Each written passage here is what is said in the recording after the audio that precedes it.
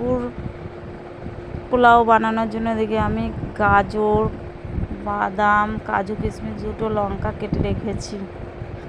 আর এখানে দেখুন সাবুটা ভিজিয়ে রেখেছি রাত্রেবেলা, কত সুন্দর ঝরঝরে হয়েছে। উনানটা ধরিয়ে কড়াটা বসিয়ে দিলাম, এর মধ্যে সানফ্লাওয়ার তেল দিয়ে দিলাম। প্রথমে আমি গাজরটা ভেজে নিলাম, গাজর বাদাম সব ভেজে নিয়েছি। এবারে আর একটু তেল দিয়ে আমি সাবুটা দিয়ে দিলাম, একটু নুন দিয়ে দিলাম, তার মধ্যে আমি সবজিটা দিয়ে দিয়েছি, একটু গোলমরিচের গুঁড়ো দিয়ে নামিয়ে ফেললাম। 5 মিনিট নাড়াচাড়া দিয়ে দেখুন রেডি হয়ে গেছে সাবুর পোলাও। পোলাও বানানোর জন্য এদিকে আমি গাজর, বাদাম, কাজু